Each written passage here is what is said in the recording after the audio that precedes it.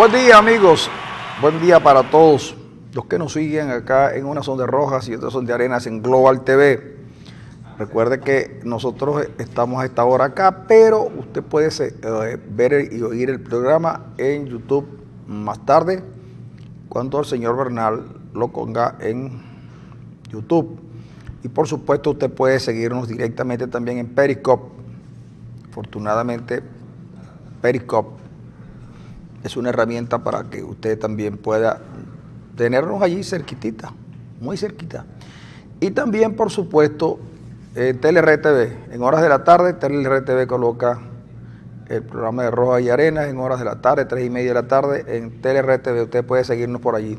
También en globaltv65.com, en las compañías de cable en Maracaibo que llevan a sus hogares la señal de Global, y también, por supuesto, en la señal abierta de Global TV. Amigos, hoy es jueves, usted lo sabe, pero yo quería recordarlo porque yo siento que los jueves son unos días muy importantes. A algunos les gustan los jueves, los viernes, a otros les gustan más los sábados, a algunos no les gustan los domingos ni les gustan los lunes, pero a mí realmente el jueves siempre me ha agradado mucho. Pero de eso no quería hablarles porque ¿qué necesidad tiene usted de saber si a mí me gustan los jueves o los viernes? En fin de cuentas, eso no es relevante. Lo que la gente quiere saber es si dos cosas. Si surtirá efecto la carta que el señor Tarek El Aissami le dirige al señor secretario del Tesoro de los Estados Unidos solicitándole una rectificación. Yo leí la carta. Usted sabe que en las traducciones siempre hay algunas fallas que uno no logra determinar, pero la traducción de la carta que yo leí, según el traductor, era fiel y exacta a lo que se había enviado en inglés al New York Times. Alguien decía, ¿cómo es posible que el New York Times, un periódico tan prestigioso, le dé cabida en sus páginas a alguien que el propio gobierno de los Estados Unidos acusa de ser poco honesto en su quehacer diario? Y yo le dije, mira, pero es que en la prensa es así, él no está acusado por ningún tribunal, no hay una acusación de un tribunal, no hay una sentencia de un juez, simplemente los Estados Unidos toman una decisión que surte efectos solo en los Estados Unidos. De allí que a lo único que puede tener derecho Estados Unidos es que, según sus leyes, ellos bloquear cuentas, bloquear propiedades, cosas de esas. Que, por cierto, el Tarek El Aissami no tiene nada en Estados Unidos, según sus palabras. Es posible, sí, que a Tarek se le violen sus derechos humanos porque lo colocan a la par de delincuentes de mucha monta en América y en el mundo. Pero más allá de eso, solamente surte efecto en los Estados Unidos, y el New York Times tenía la obligación periodística en vista de la libertad de expresión de alguien que se sienta agredido, de darle cobijo en sus páginas, eso sí, dar cobijo en sus páginas previo pago, porque eso sí está claro. Allá hay libertad de expresión, hay separación de poderes, pero si usted no tiene dinero, por lo menos $224,000 para pagar la página, usted no se la van a publicar. Mire, yo que le cuento, no es fácil. Incluso el acceso al New York Times no es fácil. Ahora, si usted lleva los dólares para que le publiquen una carta y usted tiene un lobby en Estados Unidos que le permita llegar al New York Times y pagar su comisión y su cosa, eso sale. El gobierno venezolano lo ha usado muchas veces. Pues bien, resulta que los venezolanos son así como muy perspicaces, y entonces empiezan a preguntar que, ok, está bien que se defienda, está muy bien. Yo, en particular, les recomendaba a Tarek que con $220,000 podía haber ido a los Estados Unidos. Yo le conseguía un pasaje a buen precio, y a veces quedaba en un hotel también a buen precio. 5 estrellas inclusive. No, porque una persona de tanta austeridad como es el señor... ¿De 3 estrellas? Hasta de 2 estrellas. Pero en Manhattan. Un baño ¿Con baño público? No, con baño privado. Y tú sabes que en Estados Unidos esos baños públicos, eso es en Europa, eso en Estados Unidos no, eso es para los europeos que muy pocas veces usan el baño. A menos que... Entonces, pero la gente se pregunta, $220,000 cuesta dicen que cuesta eso, yo no sé, yo nunca he puesto nada, yo no he puesto nunca nada en el New York Times para saber las tarifas, pero la pregunta ahora que se hacen los venezolanos, ¿de dónde sacó un hombre que dice no tener fortuna para pagar una página tan costosa? A menos que la haya pagado la República, pero el ataque no fue contra la República, fue contra él en lo personal. Entonces, es de suponer que por lo menos tenía dólares americanos o tenía una tarjeta de crédito. Porque si tú multiplicas... ¿Y Ruperti? ¿Dónde dejas a Ruperti? Bueno, esa es una opción, pero antes si tú multiplicas con la premura del caso, multiplica los $220,000 por los 4.800 que está el dólar ahorita. 4.200 está ahorita. 4.200 que está el dólar ahorita, la suma se nos sale de la calculadora. Bueno, seguramente consiguió Discón a 10. No, es que el de 10 es solo para alimentos y medicina, no para defensas en los diarios. Tenía obligatoriamente que buscarlo en el Mercado Libre. Porque Cadivi no tenía posibilidad de darle. Esa es una pregunta que tiene que hacer. Con toda seguridad, yo no he leído los medios, pero no he visto los medios, pero resulta que seguramente fue el pueblo venezolano, como siempre, contribuyendo para las causas nobles. O como tú dices, también fue Ruperti. Un amigo, pues. Claro, pero yo se lo mandé a decir al vicepresidente. Su defensa no es buena, la carta no fue buena. La carta no fue buena, no fue a lo medular. Y la carta tiene un ingrediente que es poco creíble. Ellos sostienen que el Departamento del Tesoro se dejó engañar. Entonces, probablemente eso le pase a algún presidente venezolano, donde la banca privada engaña, incluso hasta el presidente, ¿no? Pero en este caso particular, yo creo que el Departamento del Tesoro no se va a dejar engañar por consejas extrañas. Es decir, ese ingrediente que tiene la carta no es, y además sostenido por Villegas en una de sus intervenciones, por Ernesto Villegas, lo cual lo hace menos creíble el supuesto engaño.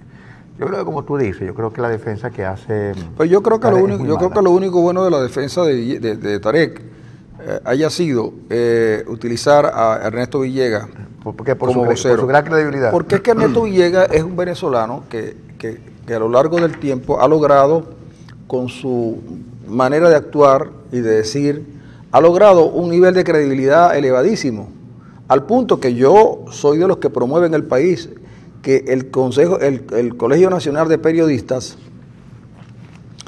instituya un premio que se llame Ernesto Villegas, el premio a la verdad. Premio a la verdad. Ernesto Villegas. A la verdad absoluta. A la verdad, no, a la verdad, tampoco así, porque premio a la verdad Ernesto Villegas. Cuando Tarek utiliza a Ernesto Villegas, porque allí sí es verdad que me convenzo yo de que Tarek, el examen, es inocente. Más allá de lo que piensen los venezolanos que están cantando en Estados Unidos, que lo grave de todo esto, amigos, es que aquí en este país hay un grupo de malagradecidos. Mira, hay tantos malos agradecidos que el gobierno debió haberse dado cuenta de ello y haber actuado con mucho más habilidad, aunque yo sé que en algunos casos sí lo han hecho, pero digamos en conjunto no. Cuando el FBI le colocó los micrófonos a Antonini para develar la trama de los $800,000 que llegaron a Buenos Aires y que no pudieron integrarse a la campaña de Cristina Kirchner porque los retuvo el Servicio de Inmigración argentino, y ahí debía haber cierto celo con respecto a la cuestión, porque ¿qué es lo que uno sabe en Venezuela? Poco, porque en Venezuela, miren, en Venezuela ya no es como antes. En Venezuela yo me acuerdo que aquí una vez iban a comprar unas cañoneras, el gobierno venezolano, y se armó tal escándalo que la Asamblea Nacional, la Cámara de Diputados, como era antes, se fue a Italia y aquello fue. Y después un día a un presidente se le ocurrió regalarle un barco a un país que no tenía mar. Y vino otra vez el escándalo. Y un día compraron un buque refrigerado porque como había muchas importaciones, no había donde meter, no había para mantener la cadena de frío. Entonces los tipos compraron un barco que se llamaba el Cristóforo Colombo. Bueno, y eso fue otro escándalo gigantesco y la opinión pública venezolana, hubo una vez un ministro de defensa llamado Narváez Churrión, que parece que churrió un poco reales y entonces otro escándalo. Pero entonces ahora resulta que en la Venezuela de hoy no pasa nada. Es decir, sí pasa, pero no pasa. ¿Por qué? Porque pasa y se oculta. Y entonces por ahí alguien dice, blandiendo un mazo de plástico, que esas que llaman mal llamadas ONG. Y la guerra contra Venezuela, y resulta que, oye, vale, en todos los gobiernos, y Chávez lo dijo, hay corrupción, lo dijo Chávez. Pero que Chávez toleró la corrupción, porque Chávez puso en entredicho, enfrentó a Falcón, Henry Falcón, hoy gobernador de Lara, con Diosdado Cabello. Falcón decía que la carretera costaba 40 y Diosdado la había pagado en 180. Y Chávez sabe que Diosdado le mintió, pero Diosdado siguió ahí. Pero Chávez, cada vez que quería levantar la cabeza, le decía, ve que tengo por ahí el expediente. Utilizaba esos expedientes para chantajear y ganar lealtades. Pero se murió Chávez. Y cuando se murió Chávez, comenzaron los tipos a marcharse. ¿Qué hace el señor Andrade, tan amigo de Chávez en los Estados Unidos, y que a los Estados Unidos ni lo tocan? Es una buena pregunta, ¿verdad? Tiene sus caballos, tiene sus aras, tiene todas sus cosas, y hasta tiene sus canales de televisión en Venezuela, según dicen algunos. Y mire que le cuento, hasta el gobierno lo tiene, mira, pillado. Pero Andrade sabe cosas también. Debe saber mucho, porque Andrade sabe cosas, cada vez que le mandan a hacer, aparece, yo también voy. Entonces, en el caso de Rafael Isea, que tiene información privilegiada, y hay dos señores que estuvieron lavando dólares en Estados Unidos, que se acaban de declarar culpables. Es el dúo Los Díaz. Y me dicen que hay algunos familiares que ya soltaron la lengua porque no creen que la defensa los pueda sacar en el tiempo que ellos creían. Alguien me decía en estos días que de Pablo Escobar haber conocido a los venezolanos, probablemente Escobar fuera mucho más conocido en el mundo que lo que ahora es, porque hubiera tecnificado su manera de tomar el Estado. Pablo Escobar, en el fondo de su corazón, lo que albergaba era controlar el Estado colombiano.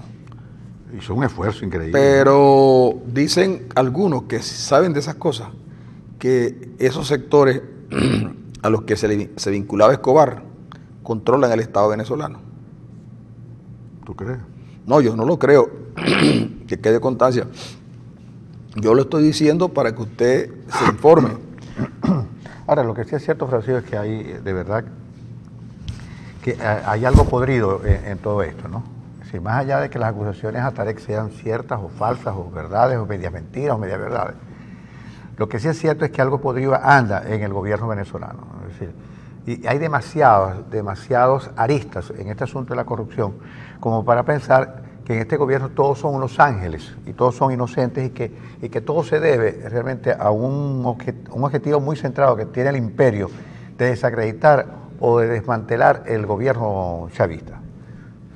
Obviamente, es decir, hay riquezas abruptas de la noche a la mañana, fabricadas pero de manera increíble. El caso del propio Samar López, que llega a tener una casa que cuesta la tontería de $16.5 millones, un hombre que hace 8 años no tenía un céntimo, y que hoy llega a tener una casa que cuesta 16 millones y medio de dólares, uno tiene que preguntarse, ¿por qué vía se llegó a acumular semejante cantidad de dinero? Ahora, que Tarek no tenga bienes en Estados Unidos, es posible que no los tenga. Él personalmente no los tiene, Diosdado lo dijo, sería bien bobo el que tenga bienes en Estados Unidos a su nombre. Es posible que no los tenga y es posible que hasta sea inocente. Pero el problema no es que lo sea, el problema es que lo parezca. Y esa relación que él tiene con Samar López es una relación que él tiene que explicar. La gente necesita que le explique. Porque aunque la acusación sea estrictamente contra él, contra el país, empieza a haber una atmósfera de descomposición y de podredumbre que afecta a todo el país. Entonces el país empieza a ser visto como una especie de narcoestado, como una especie de donde la corrupción se ha convertido en un régimen político, pero la corrupción es de unos pocos, donde lamentablemente, como dado el gran poder de demostración que el gobierno tiene, empieza a filtrarse hacia abajo también, y hoy tenemos que la sociedad se ha hecho una sociedad de cómplices en muchos aspectos. Sí, basta ver la actitud de los bachaqueros o de los vendedores informales para darse cuenta de cómo tratan de liquidar cualquiera que pretende comprar cualquier tontería. Ayer me encontré con que un plixer de Valsartán cuesta 12.000 bolívares. Una cosa increíble, una cosa que tiene 7 pastillas apenas. Y una señora me decía, tuve que comprar la medicina a mi papá, es decir, que tiene un problema de hongo, qué sé yo, muy agresivo, que el plixer de 12 pastillas me costó 36.000 bolívares porque supuestamente era importada. Entonces, estamos realmente viviendo lo que usted decía en estos días, que usted me tomaba el pelo, vivimos en el precariato, en una sociedad precaria, en una sociedad de riesgo y además precaria. Necesitamos salir de este embrollo. Si el gobierno no quiere corregir su modelo, debería, por el bien del país, por el bien de las generaciones futuras, declinar, irse de vacaciones, adelantar las elecciones generales y decir, bueno, nos vamos de vacaciones, sabemos que en 10, 15 años podemos volver otra vez, porque este es un país que por otra parte tiene poca memoria, tiene una memoria muy corta, y en el fondo también es muy irresponsable, porque si hay algo cierto en el país es que Chávez no se robó el poder, los venezolanos se lo entregaron. El problema es que quizás Maduro no se robó las elecciones en el 13, sino que los venezolanos lo volvieron a entregar también. Y hoy están viendo las consecuencias, es decir, los venezolanos somos en parte responsables de todo el daño que se le ha hecho al país. Pero en vista de que parece no haber vuelta atrás, le rogamos realmente a los que están en el poder que en bien del país, de las generaciones futuras, de sus propios hijos y nietos, que adelanten elecciones, que la transición del país se haga en paz, que lo que esté más lejos del país sea una explosión social cuyos resultados sean indeseables para todos, incluyéndolos a ellos. Ese es el clamor del país. Nadie quiere una guerra, nadie quiere una confrontación. No es verdad lo que dice Diosdado, de que esta es una maniobra del imperio para producir una guerra. Nadie quiere guerra. La que la gente quiere es vivir en paz, vivir tranquilo y vivir con decencia. La gente quiere un gobierno decente, que fue lo que prometió Chávez cuando prometió freír la cabeza de los adecos y los copellanos. Un país decente, un gobierno decente, no un gobierno que, ¿cómo se llama?, que tenga tantos lunares que se les acusa de narcotraficantes, de terroristas y legitimadores de capital. Eso es lo que la gente no quiere. O que nos empiecen a molestar y a maltratar en el extranjero a cualquier venezolano, le digan ladrón, váyase a su país, como en este caso vimos un video de una chilena donde insultaba a una vendedora venezolana y decía, vete a tu país, muerta de hambre. Eso es lo que no queremos. La gente quiere un país decente, un gobierno decente y un gobierno que ¿Tú gobierne. crees de verdad que la gente quiere? ¿No será que tú confundes tus deseos con los deseos de la gente? No, yo creo que por muchas raíces que ya tenga la corrupción. Porque fíjate tú lo siguiente, yo también aprovecho para decir que cuando hablabas del precariato, me pareció muy hermosa la palabra porque yo decía que los sociólogos son muy importantes en cualquier sociedad, obviamente que más importante que los economistas, porque los sociólogos no hemos destruido todavía ningún país. No han destruido ningún país y tampoco se ufanan de tener teorías a rajatabla exitosas. aunque a los economistas se le conoce mucho más, se le conoce por dos cosas, por sus éxitos y por sus fracasos. Solo que los economistas lograron un argumento para explicar uno y otro.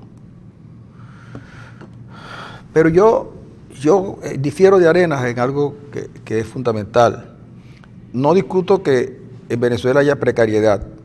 Lo que yo discuto es que en Venezuela, desgraciadamente, los talentos venezolanos han sido despreciados una y otra vez. Claro. Los venezolanos se forman o bien en la universidad venezolana y en la universidad extranjera, donde se hace ciencia, donde se desarrollan tecnologías importantes para el desarrollo de la humanidad. Pero en Venezuela no. En Venezuela no somos capaces de mirar más allá de nuestras narices. Hemos dejado escapar talentos muy importantes y siguen tratando de explicarnos desarrollo de otros países a partir de teorías y con ejemplos que si bien es cierto, son valederos, no permiten que el emprendedor venezolano verdaderamente asuma su labor creadora. Fíjense lo siguiente, viene el Departamento del Tesoro, y señala a Tarek El-Aissami, porque en fin de cuentas es Tarek El-Aissami, el hombre que ellos están tocando. Pero lo vinculan a Samar López, y entonces nosotros sabemos quién es Samar López. Extrañamente este hombre tiene un nombre raro, porque una persona, yo conozco gente de allá del Tamacuro, Miguelito Muñoz, por ejemplo. Miguelito Muñoz tiene un nombre castizo, pero Miguelito Muñoz se sabe que viene de una etnia de aquella zona. Andrés Velázquez, Cariña, y ve la cara de Andrés Velázquez. Bueno, pues se llama Andrés Velázquez. Eso fue lo que los españoles le dejaron de herencia a nuestros aborígenes, poniéndole los nombres. No, pero eso no, porque aquí hay Richard Billy. Bueno, por eso. Michael no, Pérez. pero eso es en el Zulia porque somos especiales. Pero este tipo se llama Samar López Bello. El tipo de verdad que es muy López. De verdad que es López.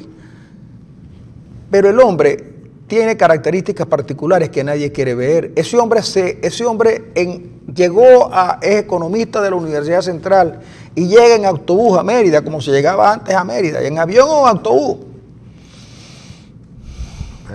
Y trabaja en la gobernación con don Florencio Porra y se va sin nada. Y en 8 años este hombre logra amasar una fortuna que debe ser verdad, porque cuando uno compra una casa al contado por 16.5 millones de dólares, es porque tiene una cantidad más o menos grande. Imagínense los carros que tendrá esa casa, imagínense lo que ese señor tiene, que además dice que tiene 4 apartamentos en la zona financiera de Miami, en Brickell, que es una cosa, dicen que es una cosa del otro mundo. Ajá, ese hombre, 3.000 millones de dólares en un ratico, 8 años. Oye, y entonces siguen enseñando que si traigan acá, que si a Bill Gates, que si al otro. No, señor, el hombre que tiene que tener como ejemplo, yo incluso lo proponía ayer, que ese hombre deberían pasarlo por los campus universitarios en un camión descapotable, de ese que usan cuando los equipos ganan los campeonatos mundiales, los equipos de fútbol, que lo pasé y diga, ahí va, esa. Y entonces, y los venezolanos, de alguna manera, y ya el tipo tiene el nombre Samar, tiene el nombre de Samar primero, el venezolano que se hizo más rico. Y esos chicos, esos los muchachitos, los jóvenes, los que estudian en la Universidad Bolivariana, los que estudian en otras universidades, los tomarían como ejemplo. Entonces nosotros no. Dale duro, que dónde está la plata, que no sé qué cosa. No, señor. Que si echarle cosas en cara tan mundanas como que la esposa sale diciendo, aquí no se va nadie sin tomar tequila. Chicos, eso es una tontería. Lo importante, el sustrato, lo valedero es que ese hombre se hizo rico en tan poco tiempo. Y eso debe enorgullecer a los venezolanos. No hay nadie que se haya hecho tan rico en tan poco tiempo en el mundo. Ni el Rey Midas, que cuando Rey Midas tocaba decía oro, pero entonces todo el mundo tenía oro, porque Rey Midas pasaba por ahí, está oro. Incluso. Y aquí también. Pero al revés. No, pero déjame, Mario, porque estoy inspirado. De verdad que siento que el venezolano ha sido inconsecuente en el sentido de querer mancillar el nombre de ese hombre que de verdad debe ser el gran orgullo de los venezolanos. Y ahora sí, Lorenzo Mendoza. No sé qué Lorenzo Mendoza ni qué Lorenzo Mendoza. Samar López.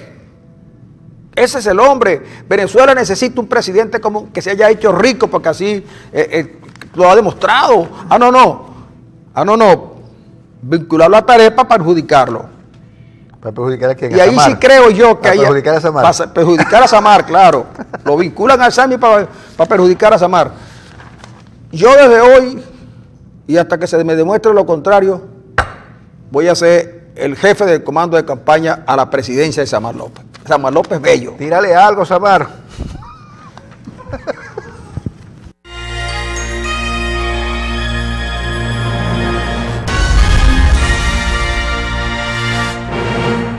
Amigos, Emmanuel Baracho está hoy por la goma.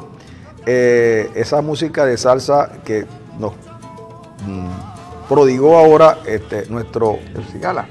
estimado cantante español, ahora nacionalizado dominicano. El Cigala, que ya nos había deleitado con otras cosas, pero ahora vive en Dominicana. Y se metió en la salsa, como una vez como se metió mucha gente, y lo hace bien, pues porque hay que ir cambiando, ¿no? Hay que ir cambiando, y el Cigala tiene una versión del Ratón que a mí me encanta.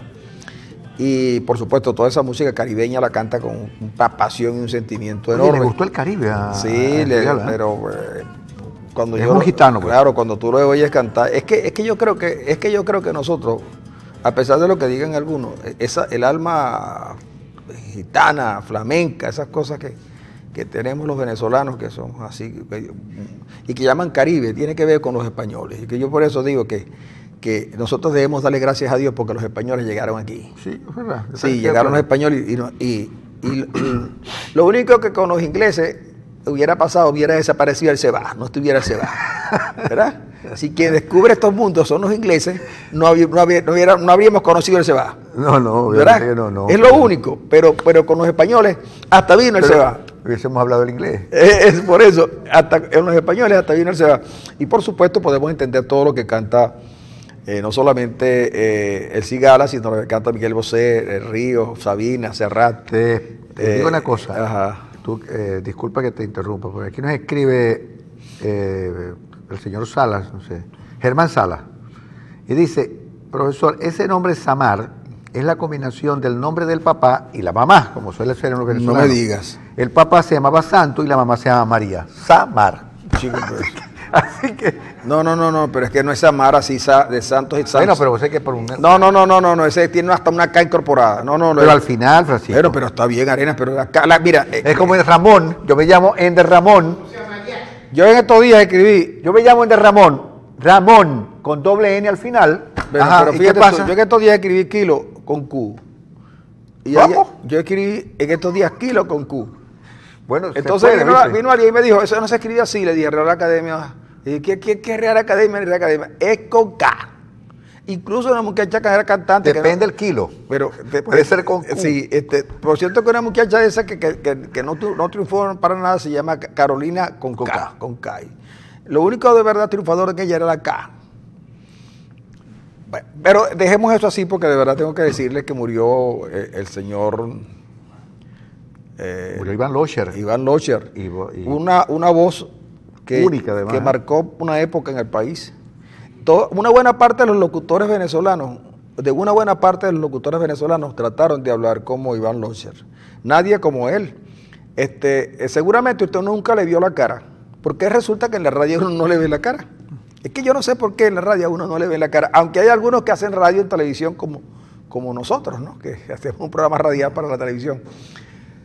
Pero son contados los casos, pero la voz de Locher, mucha gente la recuerda, muchos la recuerdan y algunos la tomaban como una suerte de voz paradigmática en la locución. ¿Es la voz de HBO? Sí, y entonces, bueno, él venía ya enfermo, y entonces, desgraciadamente fallece una voz tan importante como la de él, pero yo creo que, en fin de cuentas, cuando uno se va con la opción de que lo recuerden por las cosas que se hicieron, por las cosas que uno hizo. Sí. Y yo creo que a Locher lo vamos a recordar por muchos años, porque Locher marcó una época, generó un estilo. Sí, la otra persona que lamentablemente desapareció físicamente fue Roberto Lamarca. Roberto Lamarca. ¿Él era familia de Bernardino Lamarca? No sé, Francisco. ¿Quién es Bernardino Lamarca? Bueno, yo seguramente cuando yo hablo de Bernardino Lamarca, Pero ahorita la marca, en Venezuela había no era un deporte, era una suerte de teatro, espectáculo, que se llamaba el Cachascascán. Y ahí había un luchador que se llamaba Bernardino Lamarca. Y como él luchaba sin máscara, todo el mundo asume que se llamaba, había uno que llamaba Basil Batá. Sí, Basil Batá, que era bueno también. Entonces, este era el doctor Valerio por estas calles, que fue su gran éxito, ¿no? O sea, ahí se caracterizó, de verdad que le dio a esa novela un toque particular, ese toque muy venezolano de humor, de ironía, que a mucha gente le encantó. Bueno, desgraciadamente falleció ayer, todavía muy joven, ¿no? Sí, aquí me dicen en el estudio que hubo una familia venezolana que lo copió íntegro. Sí, le dieron palo a todo lo del Seguro Social, pero de eso no se habla. Mira, entonces, bueno, lamentablemente en estos días yo no sé a qué me ha tocado. Hoy en la mañana, muy temprano en la madrugada, pensaba, me he convertido en un narrador de noticias luctuosas. Oye, pero es que es verdad. Porque hoy llevan a su última morada a la mamá de un gran amigo nuestro, Carlos Alaimo, que falleció anteayer, y a quien ya le dimos nuestras condolencias, pero ayer estuvimos en la mortuoria llevándole nuestras condolencias. Y entonces yo digo, ¿será que a estas alturas de la vida yo podré grabar el mío? Yo voy a escribir lo mío, Puedes escribir lo tuyo, puedes escribir lo tuyo. ¿Y tú lo leerías? Yo lo leería en la televisión si tú mueres primero. Yo leería porque el obituario hay un bolero que dice, si tú mueres primero, yo te prometo que escribiré con tinta sangre del corazón. Sí. El bolero es cursi, Arena, pero no toda la poesía es cursi. Bueno, pero el bolero, esa la canta Julio Jaramillo. Julio Jaramillo, entre otros.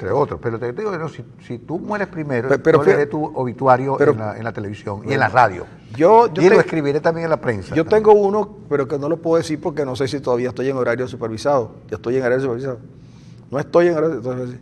Yo voy a poner en el obituario, dice, aquí yacen los restos mortales de un hombre que nunca tomó tequila. Y te fuiste a este mundo sin tomar tequila. Eso es lamentable, ¿viste? No, esa es la traducción. Sí. Esa es la traducción. Pero de verdad que yo creo que uno debería escoger, porque a mí me duele mucho la partida de los amigos. La siento mucho, pero mucho. Y cuando veo que los más cercanos, porque antes cuando uno era joven, le decía se murió el papá de fulano, de sultano, o tal vez de mengano, pero ahora le dicen, ¿tú sabes quién se murió? Pedro Pérez. Oye, Pedro Pérez andaba conmigo, y entonces uno comienza a ser un poco más débil, ¿no? Más frágil. Más vulnerable. Más vulnerable. Pero te digo una cosa, uno siempre mira a las personas con mucho respeto, porque, bueno, la muerte es una experiencia única, uno siempre la aprende por experiencia ajena, es decir, uno nunca aprende a morir, es decir, no se aprende a morir es una cosa que se hace una sola vez en la vida y uno no regresa. Pero lamentablemente, fíjate, ustedes dirán que yo le encuentro las 5 patas a este régimen, pero este régimen inauguró una cosa odiosísima en Venezuela que muy pocas veces se había hecho, que es matar al muerto. Y el precursor de esa cuestión de matar al muerto fue el propio Chávez. El cardenal Velasco dijo cualquier cosa después de muerto. De Pérez dijo a los perros muertos hay que darle patadas. A los perros muertos no se le da patadas, una cosa así. No se le da patadas. No se le da patadas. Una cosa así, es decir, matar al muerto es una de las cosas más odiosas que el régimen ha implementado en Venezuela. El poco respeto por los que se van, cuando no son de ellos. Porque cuando son de ellos, no importa cuál haya sido su carrera, hasta honores en el Parlamento y en cualquier parte le hacen, y hasta nombres en los barrios le colocan. Pero cuando no son de ellos, prácticamente dicen cualquier barbaridad o cualquier cosa. Es decir, matar al muerto yo creo que es una de las cosas más odiosas que se ha experimentado en estos 18 años. Pero ¿por qué eso? Porque había la costumbre en el país antes de Chávez que alguien moría y si bien es cierto no se guardaban los mejores recuerdos de esa persona, sin embargo nadie era capaz de, nadie osaba señalar eso en público, esas miserias que seguramente todos tenemos en vida. Pero a Chávez no le importó, actuaba con un desparpajo propio de los que se sienten inmortales. Y esa inmortalidad lo llevó a despreciar a sus enemigos, a todos aquellos que no estaban con él, y los convirtió en enemigos, y como enemigos los trató hasta en su muerte. Por eso en Venezuela se muere Uslar Pietri,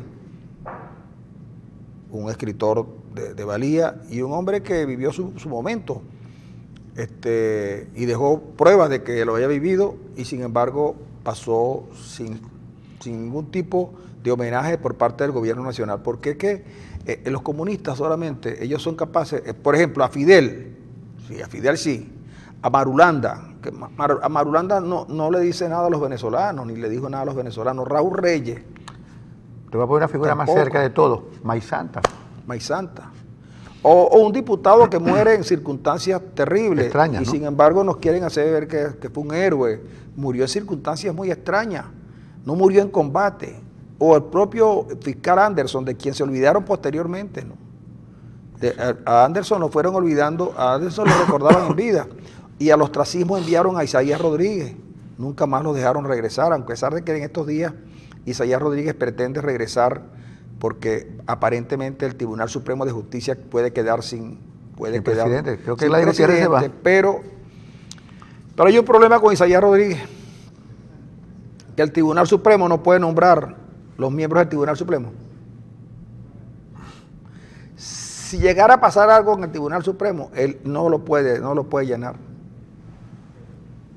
No lo puede llenar, esa es la vacante, no la pueden llenar. Como tampoco pueden llenar otras vacantes que, por cierto, la Contraloría General de la República ataca a la Asamblea Nacional en ese plan, que por cierto, esos ataques contra la Asamblea Nacional se multiplican cuando llegan los asesores del gobierno, porque Zapatero, Fernández y Torrijos son asesores del gobierno de Maduro para el posible diálogo, no son mediadores ni nada por el estilo. Esos señores son asesores del gobierno para iniciar conversaciones, pero ellos no en ningún caso representan digamos, a la totalidad, es una parte nada más. Pero eso es una correlación bastante estrecha entre la llegada de ellos y el ataque que hace el gobierno a la Asamblea. Bueno, es como yo me pregunto, si tú quieres conversar conmigo sobre un tema en particular, el gobierno no quiere, la oposición y el país, el 85, el 90% del país tiene una percepción de que las cosas van mal. Y lo peor de todo es que tiene la percepción de que las cosas van mal y señala al gobierno como ser el responsable de que las cosas van mal. El 10%, incluido el gobierno, considera que las cosas no van mal, que las cosas al contrario van bien. Y como son visiones contrapuestas, ¿verdad? El 10% cree que las cosas van bien y ellos no van a cambiar porque creen que lo están haciendo bien.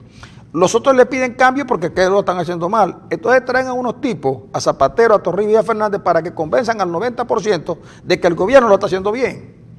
Entonces, la mediación es no con el propósito de mejorar las cosas, sino de convencer a esos 90% de que las cosas están bien y que ellos están equivocados. Ese es el papel y por eso el diálogo no funciona. El diálogo no funciona porque el diálogo lo que permite, lo que el gobierno lo concibe como una manera de explicarle al 90% de los venezolanos que creen que las cosas están mal y que culpa al gobierno de ellos de que no es verdad. Por eso es que no hay diálogo. Diálogo habría si el gobierno reconociera que hay una crisis política, que hay una crisis económica, que hay una crisis de carácter social. Y humanitaria. Porque ellos creen, y humanitaria, porque ellos creen de verdad que todo se reduce a una baja, a la baja de los precios del petróleo. Pero no son capaces de reconocer que hay una baja en los precios del petróleo, pero también hay una baja en la producción petrolera y la exportación de petróleo venezolano. Y tampoco son capaces de reconocer que las políticas oficiales han sido disfuncionales, es decir, se han aplicado para dañar el aparato productivo nacional. Y obviamente, si no hay producción, lo que tiene que haber es importación. Entonces el gobierno dice, todo está mal, porque no importa que en Venezuela no se produzca nada, porque todo lo podemos importar, pero resulta que no hay capacidad de importación porque no hay recursos provenientes del petróleo. Es decir, para ello es una crisis coyuntural, para el gobierno es una crisis coyuntural. Coyuntural porque los precios del petróleo están bajos. Ahora, no importa cuánto tiempo vayan a estar bajos, lo importante es que cuando suban, las cosas vuelven a estar mejor. Por eso es que Maduro dice, Maduro, por supuesto, en su inocencia, porque Maduro actúa con mucha inocencia, dice, cuando nosotros podamos ganar las elecciones, es que las vamos a hacer. ¿Y cuándo las vamos a poder ganar? Cuando tengamos otra vez precios del petróleo a 150. Y entonces con $150 volvemos otra vez a los puntos rojos, a las dádivas y esas cosas. Porque miren, las cajas CLAP no son sino un decreto de emergencia. Cuando Peyo Pérez Jiménez, en Venezuela, sobre todo en Caracas, hubo una cosa que se llamó el decreto de emergencia, que era darle comida a la gente, así, para salir de eso, que fue lo que hizo Fidel Castro en Cuba cuando llega. Cuando Castro llega a Cuba, le dio a la gente, sobre todo en La Habana, todo lo que estaba, el acopio de 3 meses de alimentos para Cuba, se los dio a la gente y la gente pensó que con eso iba a mantenerse por toda la vida. Despertaron tarde del sueño. 50 años después. Bueno, en Venezuela se está haciendo un plan de emergencia. Las fuerzas CLAP es un plan de emergencia para socorrer a lo que ellos creen la parte más vulnerable. Con una desgracia que el hombre nuevo no le importan los pobres. Al hombre nuevo lo que le importa es enriquecerse. Por eso es que las bolsas CLAP, las cajas CLAP, que las compran en $9, $10, las venden en 35 al gobierno y el gobierno las pone en la calle subsidiada. El negocio es para todos. Dólares a 10. ¿Por qué el gobierno no quita el dólar a 10? ¿Por qué? ¿Por qué no lo pone por lo menos al nivel del CIMADI? ¿Por qué? Porque el día que quiten, no es como dice Aristóbulo, Aristóbulo dijo una cosa, que la gente la vio por otro lado, ¿no? Aristóbulo dijo, si quitan el control de cambio, nos tumban. Y entonces, ¿a quién favorece el control de cambio? A los únicos que pueden tumbar al gobierno. ¿Y quiénes son los únicos que pueden tumbar al gobierno? ¿Julio Borges, Ramos y compañía? No. Cuando Eulogio, ¿cómo se llama él? Aristóbulo. Cuando Aristóbulo dijo, si quitamos el control de cambio nos tumban, envió un mensaje, le dijo, miren, no quiten el control de cambio porque los que se están beneficiando con el control de cambio son los que nos pueden tumbar. ¿Y quiénes son los que nos pueden tumbar? Los que tienen el pum pum. Los que tienen el pum pum. Entonces no se quita el control de cambio, efectivamente, pero si es que lo que pasa es que yo leo así, inferencialmente. Pero es verdad. ¿Por qué no ponen el dólar? ¿Por qué no ponen el dólar por lo menos al CIMADI? No, porque, y aún al CIMADI pudiera haber negocio. Claro que los hay. Claro, pudiera haber negocio. ¿Sí? Hay que buscar una tasa de cambio que se acerque a la realidad. No es verdad que el tasa de cambio esté en 4.200, pero ese es el marcador de la economía venezolana. Todo el mundo vende ese precio. Ahora bien, hicieron toda la parafernalia en la frontera y mire, otra vez 4.200. Eso demuestra que las políticas aconsejadas por este señor que tienen allí en Miraflores, el señor Mancilla, Serrano Mancilla, ese es un loco. Ese señor es un loco de atar. Y Maduro le hace caso a él porque él escribió un libro sobre Chávez, sobre las políticas económicas de Chávez. Sí, pero sabes que cualquiera puede escribir un libro, y Serrano Mancilla puede haber escrito 10, pero los consejos que le da Maduro han distorsionado toda la economía del país. Tan buenos economistas que tiene el país, tan buenos, sí, pero y tienen que acudir a economistas extranjeros que tienen un manual que más que economista es un ideólogo. Sí, señor. Mira, voy a leerte un párrafo, Francisco, de un artículo que aparece hoy en una de las páginas web, después digo de quién es. Ningún puente colgante del mundo podría superar en distinción, funcionalidad y belleza el puente Nigales, al menos mientras duró el maquillaje del socialismo del siglo XXI en Venezuela.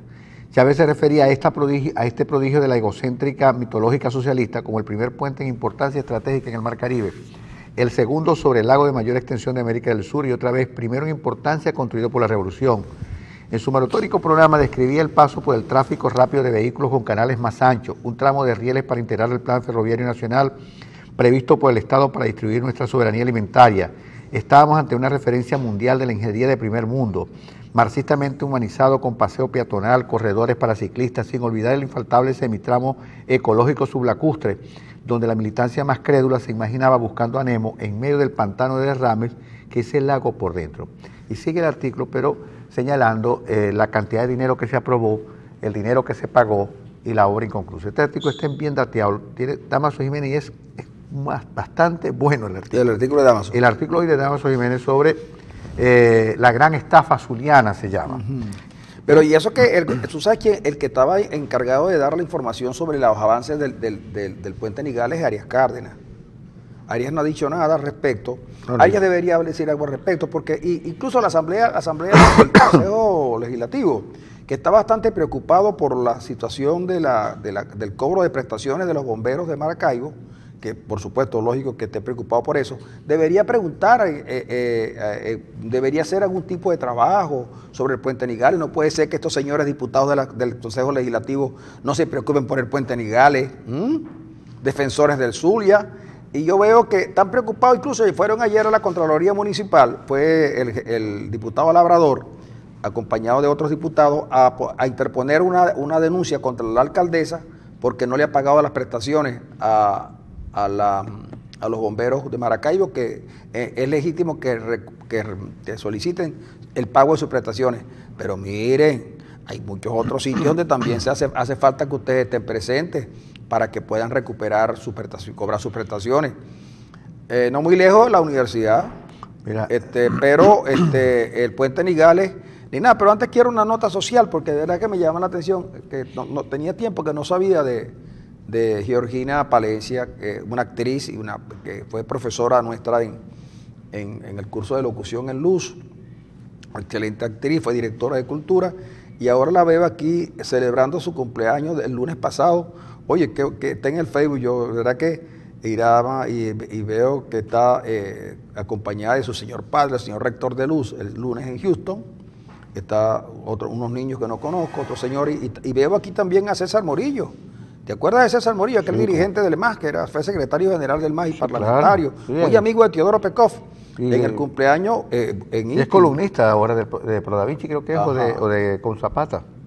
Y aquí, y entonces, lo único que falta aquí, en la gráfica que tiene en el Facebook, es que falta la frescolita y un guarapito de papelón para la nostalgia. Pero tienen tequeños, ¿no? Y no veo los tequeños. A lo mejor los tequeños están en la cocina, pero se ve bien la torta. Bueno, la torta es de 3 leches. Ya, bueno, 3 leches nos hace falta. Mira, buen día, por favor. Recuérdele a los payasos, dice, que portan carteles del PSU y nos ponen de fiadores de ellos, que les recuerden que los errores todos los han cometido ellos precisamente. Me dice, sí, esto es a propósito de varias manifestaciones que han habido chavistas, donde ponen cartelones y portan pancartas donde dicen fuera CNN, y no sé qué cosa, y para aquí, para allá, esas cosas.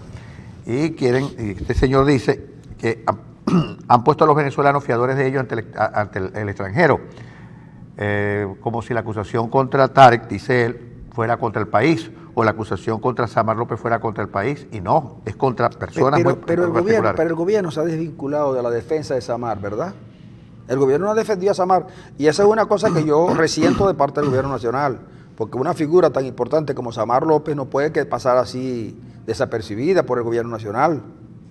El gobierno, lejos de investigar, lo que ha hecho es defender al vicepresidente, pero debería, como salud pública, debería hacer la investigación de rigor. La Fiscalía debería investigar, porque lo que se está diciendo no es poca cosa. Debería investigar. La ONA debería investigar, porque es una acusación de mucho calibre, de mucho peso. No, pero es que ellos dicen que no deben investigar porque es que Tarek El Aksami, cuando fue ministro, fue cuando más capturó cargamento. En el fondo de esa información está otra cosa subyacente. Claro, yo sé cuál es la cosa que está subyacente. Si capturan más, es porque más pasan por aquí. Sí. Si capturaron más que en otras épocas, es porque está pasando más. Porque dicen las estadísticas que solo capturan el 10%. Entonces, él dice que cuando él llegó, logró capturar, y ¿qué hacen esos señores aquí? Si había un gobierno que los podía reprimir y podía capturarlos, ¿qué hacían aquí? ¿Qué hacían aquí Wilmer Varela? ¿Qué hacía aquí el Loco Barrera? Y tantos otros que vivían en Venezuela. De verdad, eso es cierto. Aquí no está escribiendo precisamente un señor dice, bueno, también con los arrestos se golpea la competencia. Bueno, yo leí por ahí a unos colombianos que decían eso, que Venezuela prácticamente, después que ellos trajeron todo, incluso su tecnología gerencial, lo sacaron y otros se hicieron dueños de negocios, cosa que es muy frecuente en el mundo de la droga. En el negocio de la droga es muy frecuente que unos sectores sustituyan a otros. Muchas veces por la vía violenta, armada, porque Pablo Escobar murió y el mexicano murió y murió el alemán y murieron muchos, pero resulta, y otros están presos en los Estados Unidos, pero el negocio sigue bollante. Mira, nos escriben que el nombre que tú decías, Bernardino Lamarca, actuó en Venevisión y luchó en el programa que se llamó Lucha Libre. Bueno, amigos, nos vamos a la lucha libre y ya regresamos.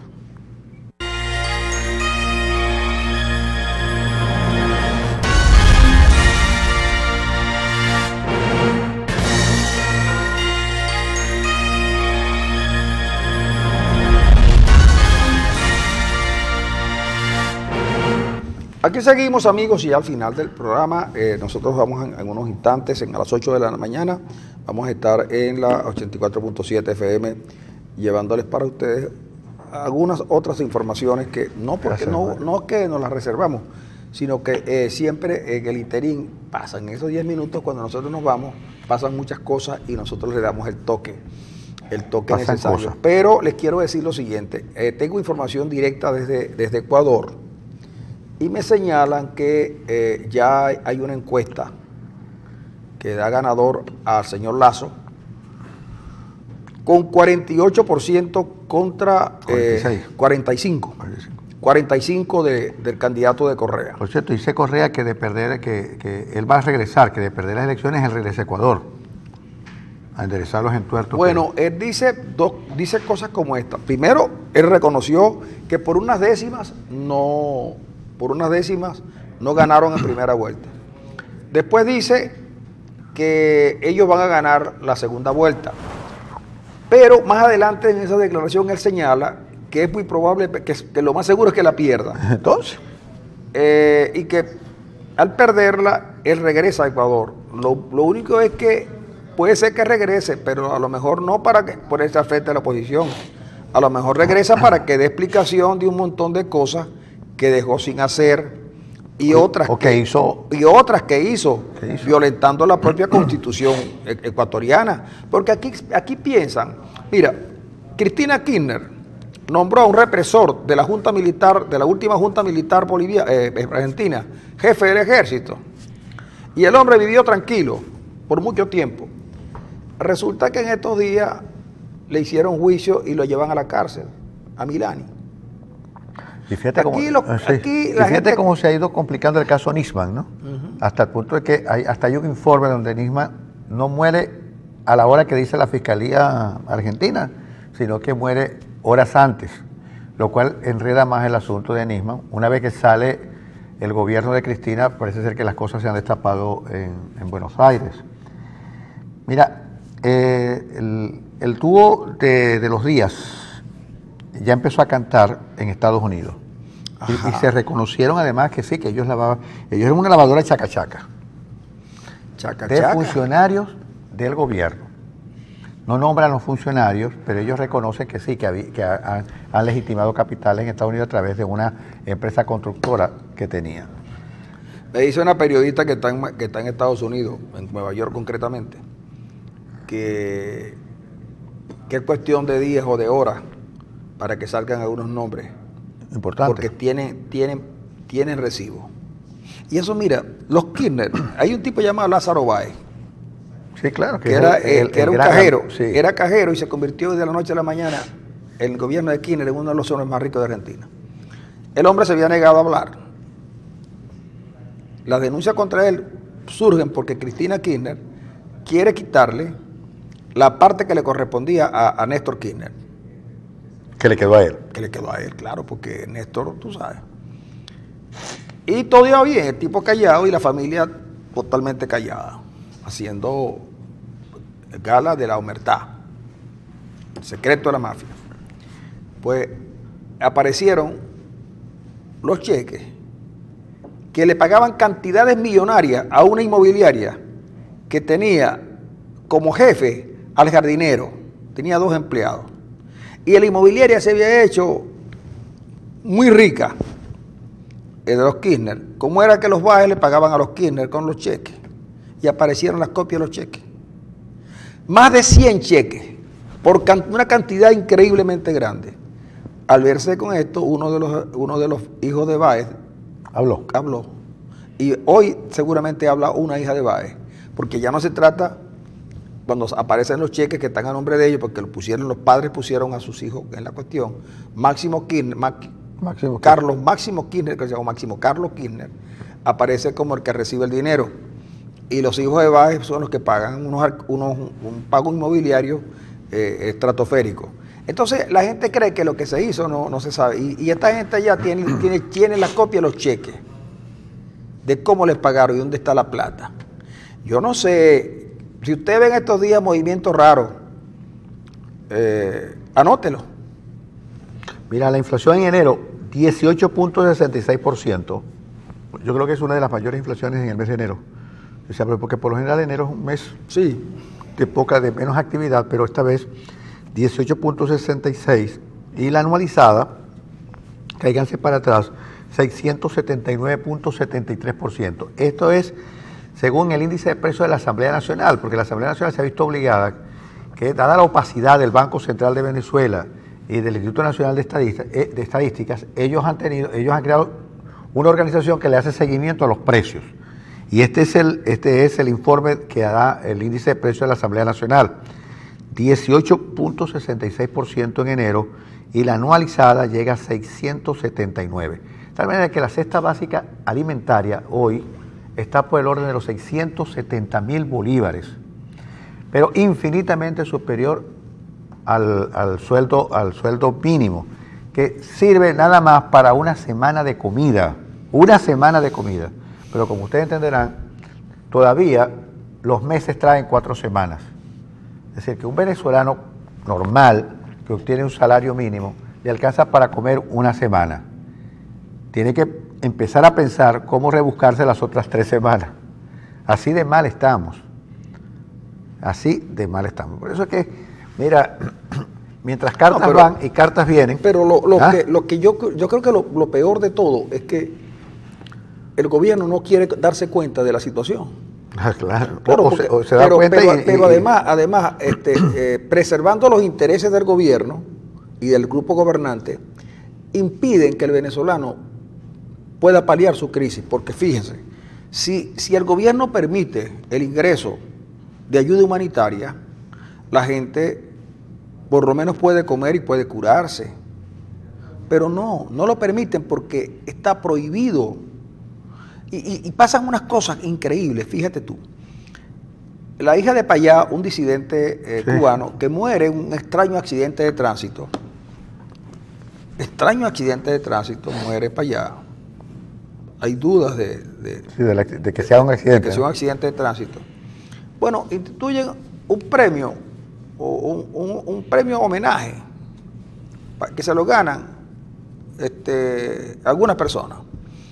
Una de ellas fue Felipe Calderón, expresidente mexicano. México siempre tuvo una relación buena con Cuba. Cuando llega Fox y con Calderón después las cosas no fueron tan buenas, pero sin embargo Calderón, una de las últimas cosas que hizo fue llegar a Cuba cuando ya está saliendo de presidente. Pues bien, y otra fue un reconocimiento a Patricio Aylwin, que lo iba a recoger su hija. Pues el gobierno cubano, a estas alturas de la vida... ¿Sabes quién se lo ganó este año? Almagro. Yo sé, a ese voy. A estas alturas de la vida, un gobierno que tiene más de 60 años en el poder, considera que una actividad privada, con la presencia de Aylwin, Calderón y también de Almagro, el secretario general de la OEA, que se lo van a otorgar, es decir, constituyen problemas de Estado que ponen en peligro la revolución. Oye, ¿es tan frágil la revolución cubana después de 60 años para que no permita que se haga un evento de esta naturaleza? Bueno, lo que revela es que eso es una dictadura. Pero está bien, pero yo estoy de acuerdo que es una dictadura. Ve, cuando gobernaba Pinochet, en la dictadura chilena, Felipe González estuvo en Chile y lo dejaron actuar. Y no solamente lo dejaron actuar, sino que vía diplomática lograron la libertad de algunos presos. Oye, pero a mí lo que me llama la atención es que ¿cómo es posible que un evento pequeño, donde la policía está cerquita, y a la larga intrascendente también? Intrascendente, ha tenido más trascendencia por la negativa del gobierno cubano a dejarlos entrar que por otra cosa. Entonces digo yo, oye, es tan frágil la revolución cubana después de 60 años que no permite un evento de esta naturaleza. Unos tipos que hace unos meses atrás se ponían las franelas de Obama y Obama fue. Y va la cultura del consumismo como los artistas de Hollywood. Entonces, de verdad que son cosas que uno no logra comprender. El problema es que está en el ADN del régimen cubano, esos elementos autoritarios y represores y todo lo demás. Y además le molesta el nombre del premio, que es un homenaje a Payá. Le molesta, ¿cómo se llama? Quizás si se hubiese llamado Fidel Castro se le hubiesen permitido la entrada, pero como se llama Payá, Payá los mandaron a los tres. Es parte de, es decir, es la lógica de la dictadura. Es decir, hay una lógica de la dictadura y una lógica de la democracia. Cuba y ahora nosotros estamos insertos en la lógica de la dictadura. Y no hay realmente manera de decir, no, se trata de alguna desmesura de un funcionario, de un consulado. No, se trata de que el régimen es así. Igual que el venezolano. Es decir, tú ves, todo es culpa de otros. Lo que se llama la irresponsabilidad organizada. Todo es culpa de otros. El país no funciona por culpa de terceros, pero no por culpa del gobierno. El gobierno no funciona, es decir, la economía está mal porque hay una guerra económica provocada por la burguesía nacional, que ya no tiene nada de burguesía, y por el imperio. La inseguridad es culpa ¿cómo se llama?, de la prensa que saca muertes donde no las hay. Bueno, y así es todo, ¿no? Como si desapareciendo la prensa desaparecen los delitos o desaparecen las malas políticas. Siempre es culpa de terceros. Por eso que aquella expresión de Chávez, yo soy responsable, era una especie de masaje al ego, de sobar al ego de quien provocó el golpe, de quien lo encabezó.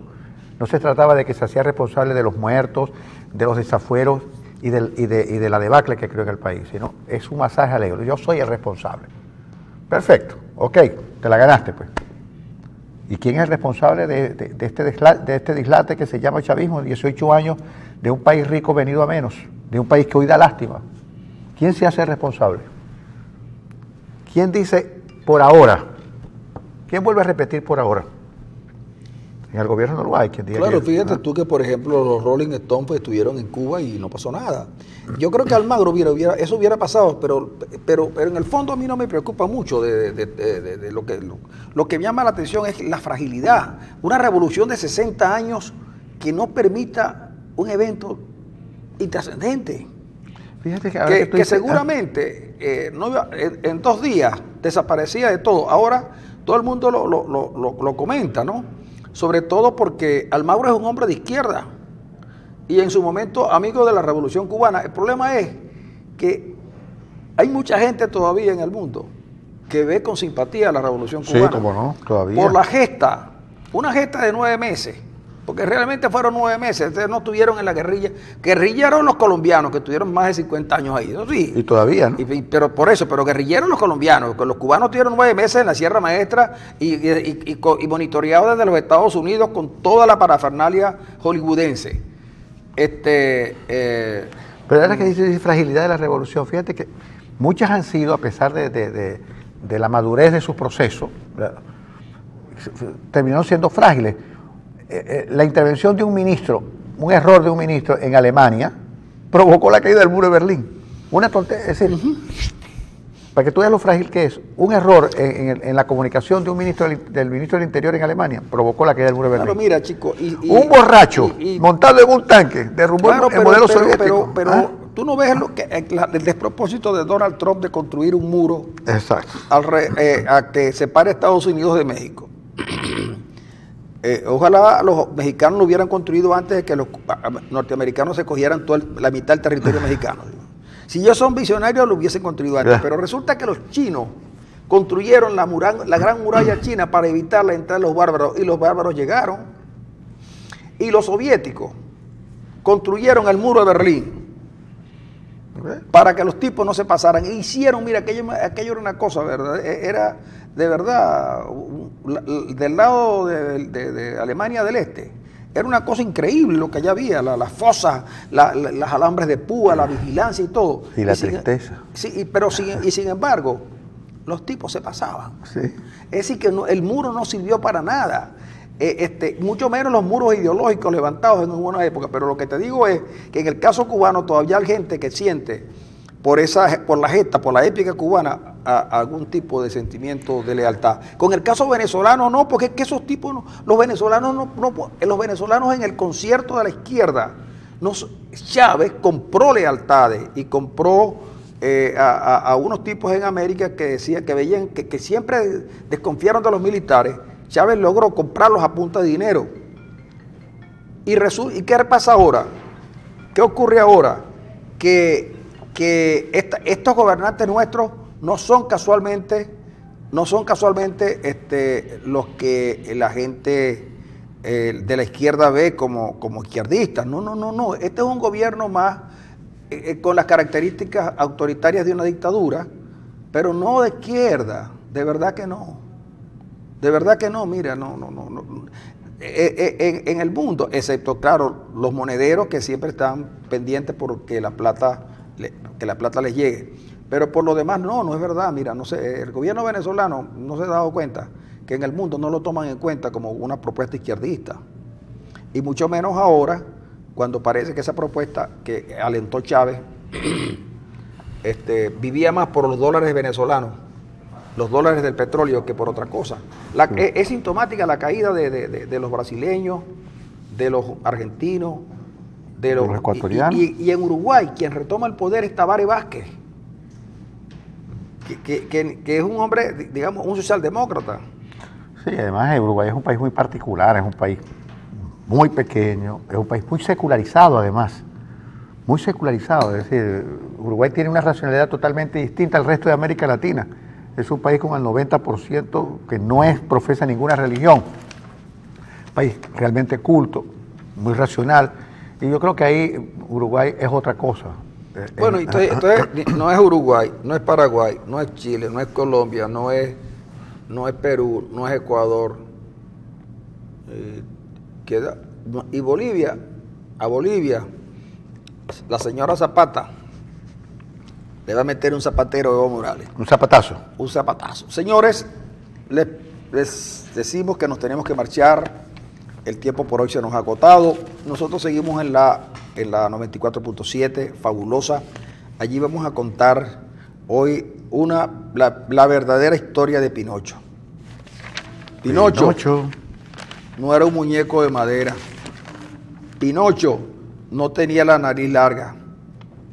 Eso lo sabrá usted ahora más tarde. En una son de Rojas y otras son de Arenas, en la 94.7. Y mañana regresa, mañana es viernes. Me dice Donald que mañana pudiera venir, pero no es seguro porque me ha embarcado mucho. Pero de todas maneras, temprano probablemente esté con nosotros Donald. Ya Mario tiene listo el helipuerto para cuando llegue el avión, el dron, que viene en un dron. Porque es un dron porque no tiene piloto. El dron. Trump tiene el dron. Puede ser interceptado por un ladrón. Amigos, nos marchamos.